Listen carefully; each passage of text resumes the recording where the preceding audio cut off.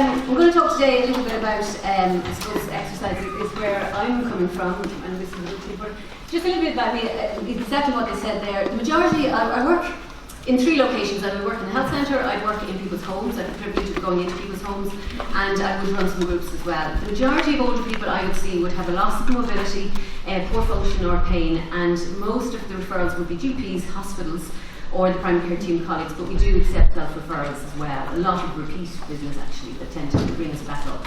The interventions, a lot of assessments, falls, we've talked about that already, frailty risks, a lot of screening there, rehabilitation of mobility and function, we do a lot of support for older people, education and training. Training really for, personally now, the longer I'm in the job, training for our colleagues as well, and we talk a little bit about how important that is as well when we work together in groups. And then I am doing some part-time research looking at introducing movement more with older people who are getting carers, and we're going to try and look at that relationship with the carer who's going in every single day and the older person, and is that somewhere where there's great opportunities there to get older people more active, and that's really what we're doing.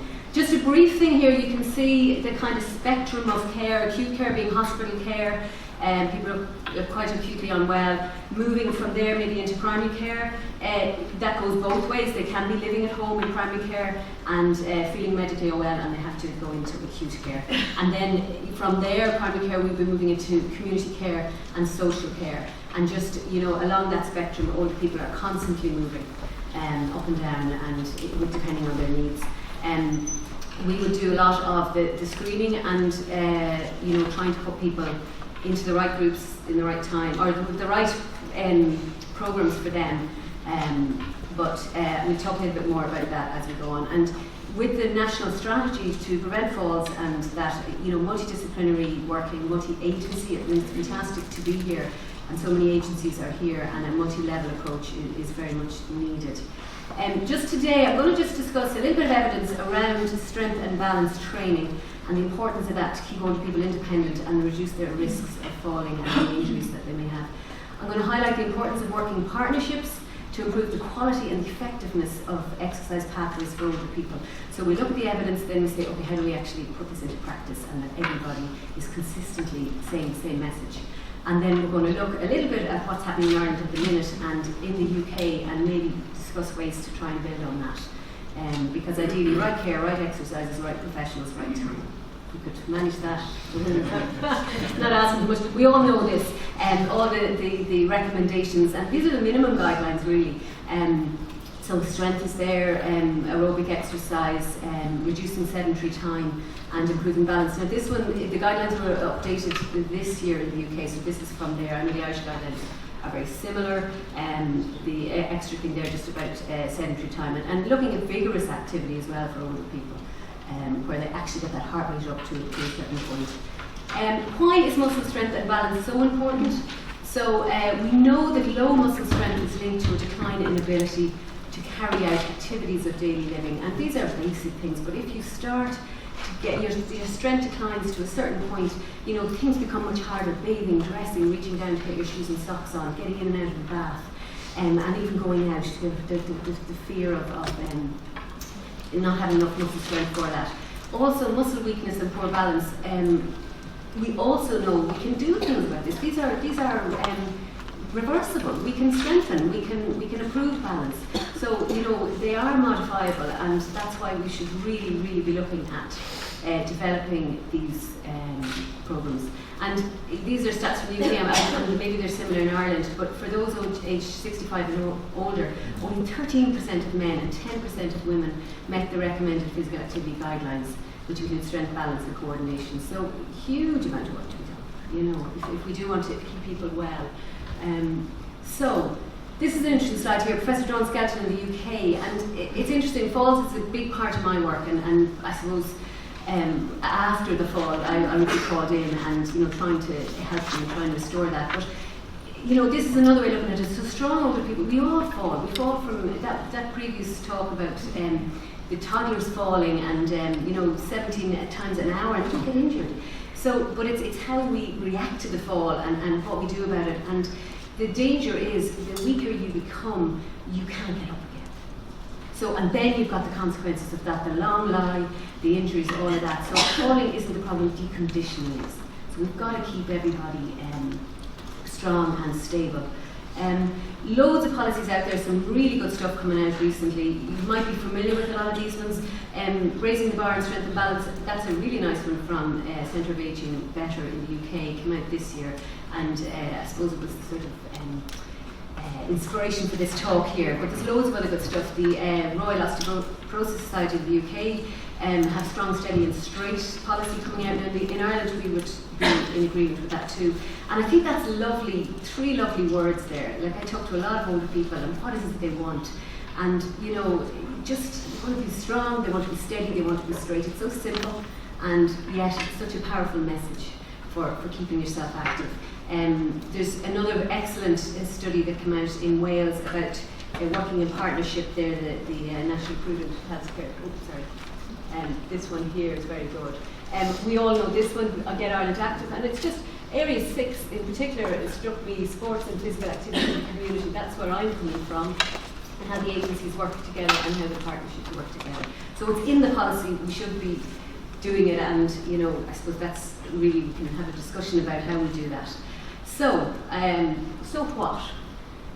There's a lot of people out there, and I'm too old. I've worked all my life, leave me alone, I'm grand.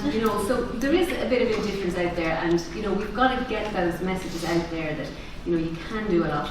This is another problem here that I come across a lot. No way, and you see this from relatives as well. Now, stay there till I come back. Do not leave. You're pulled if you get up. And these kind of messages are so wrong, because what happens if somebody sits in the chair all day? Are they going to? Okay, they mightn't fall in from the chair, but what happens as soon as they get up? They're increasing their risk of falling because they've lost their muscle strength and their bone strength. So, we've got to, staying overcautious is wrong as well, and we've got to get that message across. Sedentary behaviour, big problem. And I laughed at the other speaker there, Homer Simpson kind of thing. But, we do know that if you're not standing, if you're sitting a lot, it leads to active loss of bone and muscle. And it was talked before as well about the 1 week's bed rest can decrease strength by 20%. That is massive. How many older people go into hospital with, acute respiratory infections or pneumonias or anything, and they're in hospital and they're told to stay in bed?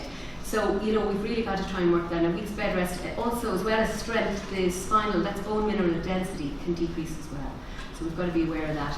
And unfortunately, a lot of nursing home residents have spent a lot of time seated or lying down. Now that is changing, but it tends to be very much the message we need to get across. So, sedentary behaviours, we know they increase the risk of stiffness, pain, muscle weakness, falls, fractures, frailty, dependency, decreased quality of life, and decreased social engagement. So, we really need consistent messages.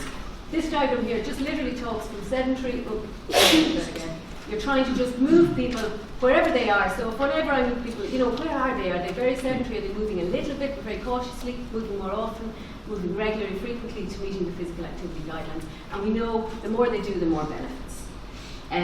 This is an interesting slide, okay? This was done with research, Skelton and colleagues. And what changes as life progresses? So you can see here you have early life, adult life, and older life. And the green line here is successful aging and strength and balance. And as you get younger, in your early life it's improving, then it kind of plateaus, and then as you get older it's gradually declining. What we want to avoid is this disability threshold here, where they're really struggling to do daily activities. The blue line is people who are not active, and you can see they're going to reach that threshold much quicker. The other thing they said was, are there any particular ages where we need to focus on muscle and bone strengthening and balance activities? And they found that during pregnancy, a lot of people are more sedentary. Menopause, retirement, caring duties, if they've had a fall. So they're kind of triggers to say if people are in those situations, we really got to make sure that they get through those situations and back to full exercise again. So this one here, you probably are familiar with this, you've seen this slide a lot. It's a cross-section of your thigh muscle. So you've got your bone there, this is the muscle. And the first diagram here is a 40-year-old triathlete. And you can see an awful lot of muscle there and just a little bit of fat. This is a 74-year-old sedentary person, much less muscle, a lot more adipose tissue there, or fat. But the bulk is the same, so when you look at that person, he doesn't look like he's, his muscle doesn't look wasted. But it's just, it's called sarcopenia or muscle poverty, but it's something we need to be much more aware of. Is this changeable? The answer is yes. This is a 70-year-old triathlete. So, it's very reversible. It is absolutely changeable, and we just need to be aware of that. Who should we target? The message is everybody, no matter what their age, size, fitness level. It's never too late to start.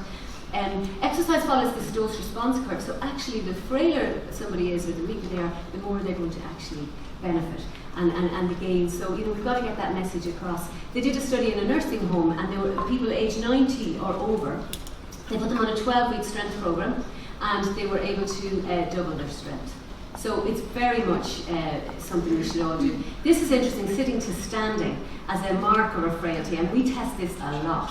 And you can see if somebody has to use their hands. I was going to get you all to do it, but I think the chairs here are a bit. But you can test yourself at home, because we do then, the next slide here shows we do a 30 seconds sit to stand, and any phone will put 30 seconds on it and see how many times can you stand up and sit down again without holding on to anything initially.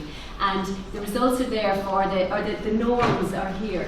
So for somebody aged 65 to 70, for men they should be doing at least 14, women at least 12. If not, they're at risk of falls, or they're at risk of losing. So it's just a screen, it's just a flag for us to do it. But I would advise you all to do that test. And it's so simple, and I would always say to people when I test them, right, you've got 5 or 6, that's the number to beat. Now you practice that, and every day at the kitchen table, wherever it is, test yourself. Get your family to test it with you, I put this up. This is just another nice guideline, if you like. There's a load of really good information in this. It was published last year about the importance of muscle and bone strength. This next, I'm just aware of the time, so I know I'm flying through it, but I'm sure these slides will be available. Breaking sedentary behaviour has the potential to increase. This was such a simple study. They got people to, they put little buzzers on their leg, distracting things, so the buzzer went off every hour and they had to stand up. And those 10 extra stands in a day really improved their function. So something so simple can be done if you just do it regularly and build it into your routine. This trial here was a huge PROACT study they did in the UK in, I think it was 40 GP practices, and there was 3 different arms in it, all to do with exercise and different types of exercise. There was about 1,200 older people took part. Now, a lot of interesting results, but one of the key things was how difficult it was to get people engaging, and they did, one of the arms was peer support, and so logistically, in theory, sometimes we know the evidence, but actually putting it into practice can be so challenging, and getting everybody along the message. So it was just a very interesting study from that learning. I'm flying through stuff I know, but this is just, you may be familiar with this, it's like a list of exercises, and the strong effect, you get 3 stars, medium effect 2 stars, and low effect, and it just shows you the different things if you want to improve muscle function here. Is this one, which ones are most better with circuit training, aerobics, improve bone health. You've got resistance training there. Resistance training is good for all of them. Aerobics is good for some of them, and the last one is balance. So it just again shows you. Now walking, unfortunately, did not score that well when it comes to muscle strength or balance. Walking is great for endurance, it's great for your cardiovascular, as you said, it's great for your mood, brain health, all of that. I absolutely get walking is important. But when it comes to muscle strength and balance, we need more than that. Okay? This is a bit complicated, a bit dizzy diagram, but again, I put it up here because it was a study done last year, which strength and balance activities are safe and effective for individuals with specific challenges, and I see a lot of these: osteoporosis, vertebral fractures, frailty and dementia. And we know that all these things are very positive: balance work, strength work, functional ability, and it's going to decrease depression. However, we've got to be careful. Not everybody. We need to get the right group for the right person. And if the practice is unsafe, their falls risk increases. If we push them too far, their falls risk increases. If we challenge them too much, their falls risk increases. So we do need to be specific. We do need training. We do need a very tailored approach for this. And the environment has to be right. because we do not want to put these people at more risk. We can really affect positively, but we've got to do it well and do it right. Another one here, you can look at this yourself in the reports. It just talks about the different activities that are good and which ones are better. This one again, you can look at, again, it looks at older people. They can do nearly every activity. If they've got osteoporosis, what they're saying is take care, they can still do them, but they need to be a bit more cautious. The same with vertebral fractures. They need, a little bit of physio intervention or that, because it's not as easy as it should be. And then obviously if they're very frail, the ones that are out. So just again useful to think about that. Key components of strength and balance exercise program. And this is not me saying this, is the research. At least 3 times a week, okay, they need to be doing strength and balance. That's not easy. Group and or home-based programs. We need to make sure we get the right person into the right group. Very key here. We need fidelity to the evidence. We need clear progressions. With balance, we need at least 50 hours of balance work.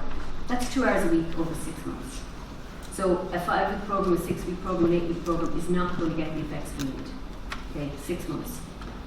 And I know as a physio in the HSE, there's no way I'll be able to run groups for 6 months, so that's where partnership working has to come in, and where we have good pathways that we can work between. We need to have them challenging and progressing their balance and resistance training, and we need to monitor them carefully. Nora's story, I just put in there, are you familiar with that? It's a lovely little video from the HSE, and poor Nora fell and broke her hip. And the first thing is where she went into hospital and she didn't get the services she needed in the right time, in the right place. And unfortunately, her outcome was not so good. And in the end, she wasn't able to go back living at home on her own. And she went into a nursing home. However, the second story was Nora fractured her hip, and she did get the right services in the right time, in the right place. And she's now still lived. So it's a nice story.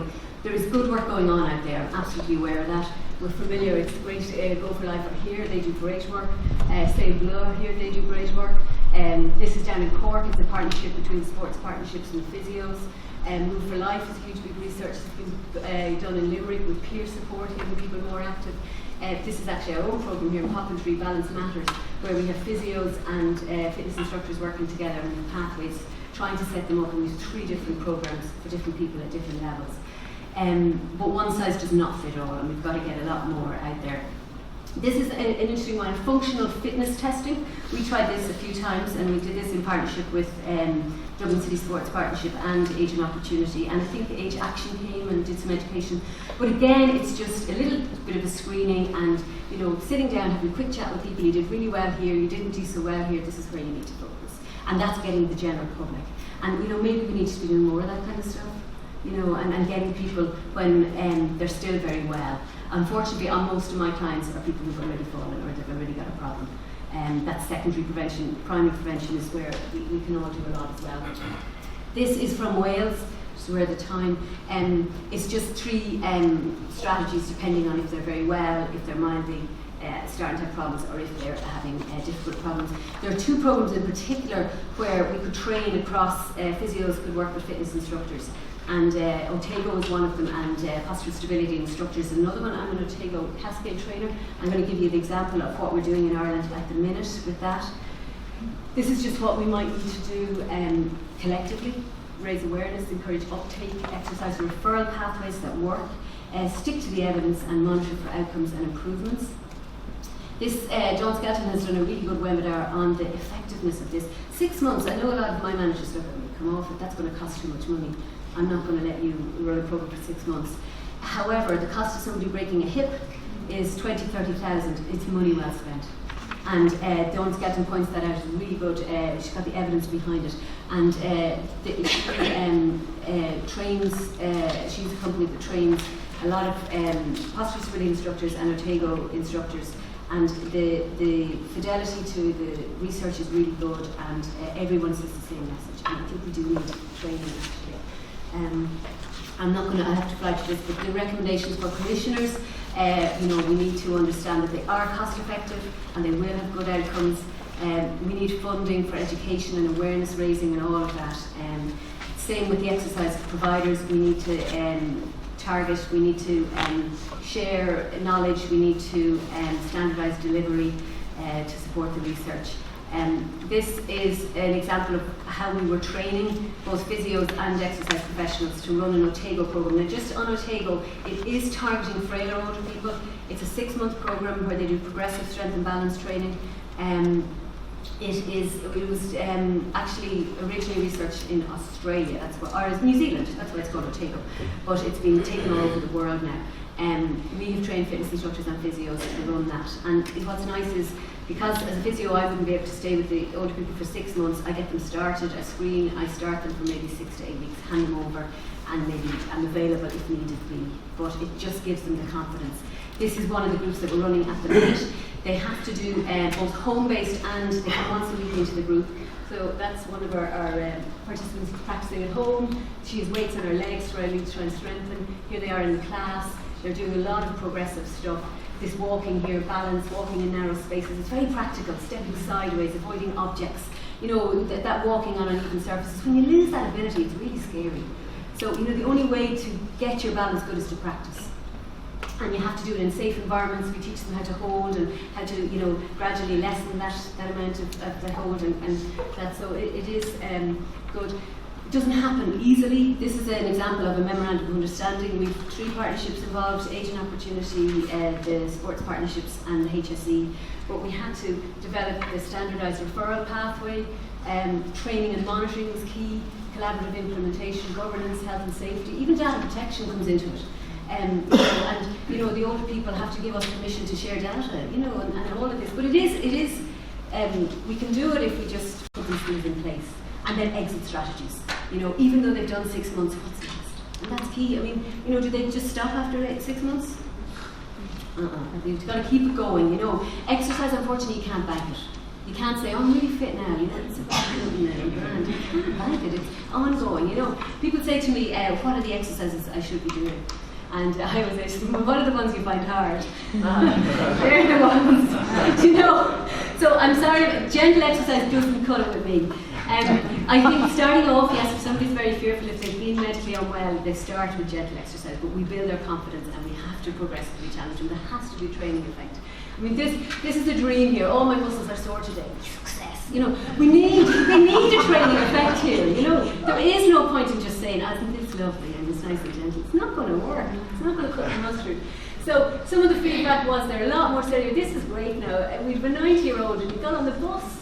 Imagine going into town first time. So, like, we can do it, but it took them a long time and a lot of confidence building there. And this was interesting from the instructors. I love it because it's got evidence and I feel supported by the physios. A lot of us work in isolation, so it's really nice to have these partnership workings where we can share. Everybody has a lot to offer, and you know, we can all help. And the training was a lot more work than I thought. That's also interesting. We all think we're experts, and then you go on these training and you're being assessed, and you know, it's good that we do that again. Next steps in Ireland. This has just happened in the UK, and I think it's exciting. They've got later life training are working with the physios in working with older people and the exercise professionals. So in the UK, it's the British Association. So here, I think it's EPS and there's other groups. We need to work together. You know, and they've just put together a collaborative statement of how they can start to develop these successful falls pathways. We don't have that in Ireland yet. Okay, so we have a bit of work to do. Just some websites if people are interested, some more stuff for exercise. This one here, I'll just point out, Clock Yourself, it's really interesting. We do a lot of kind of balancing in confined areas, but this is all about stepping reactions and building that up. So if they do stumble, I love to see, I say to people, it's okay to wobble. You know, you've got things. What I want to see is that reaction. I want to see that step, you know, so that they save themselves. This is, I'll finish on this. Exercise journey. So, thank you very much.